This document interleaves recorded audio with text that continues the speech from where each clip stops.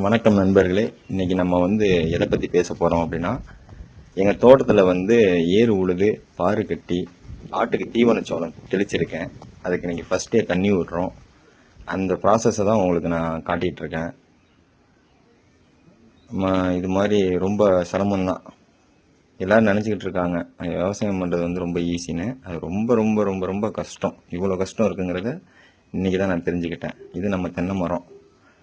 மறக்காமல் தென்னை மர சேனல் யூடியூப் சேனலை சப்ஸ்கிரைப் பண்ணிடுங்க, மறந்துடாதீங்க.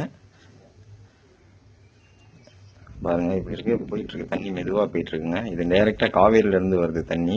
எங்கள் ஊருக்கு இதுதாங்க எங்களுக்கு காவேரி தண்ணி. அப்போ நீட்டாக போய் பாஞ்சிரும். இப்போ தான் போயிட்டுருக்கு பாருங்கள், தண்ணி எவ்வளோ அழகாக போயிட்டுருக்கு. நல்லா ஸ்மூத்தாக போகும். இந்த விதை தான் நான் தெளிச்சிருக்கேன், இந்த சீடு பாருங்கள். இதை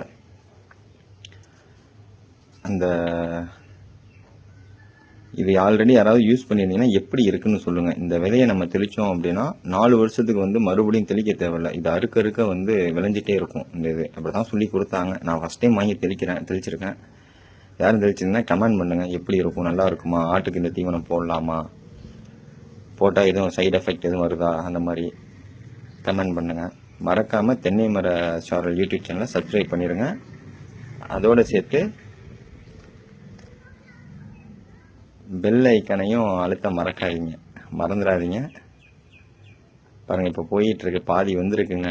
இன்னும் அது போய் ஃபுல்லாக பாயணும். ஆனால் ஃபஸ்ட் டைம் நம்ம தண்ணி பாய்ச்சல் ரொம்ப கஷ்டம். அதில் அங்கே கைனெல்லாம் உடச்சிட்டு போவோம். இந்த மணலுக்கு இந்த இதில் நல்லா வளருமா, அதையும் தெரிஞ்சிச்சுன்னா கமெண்ட் பண்ணுங்கள், சொல்லுங்கள். உங்களுக்கு இது மாதிரி விவசாய பற்றின தகவல் வேணும் அப்படின்னா நம்ம சேனலை சப்ஸ்கிரைப் பண்ணுங்கள். அதோடு சேர்த்து பெல் ஐக்கானையும் அழுத்த மறக்காதீங்க.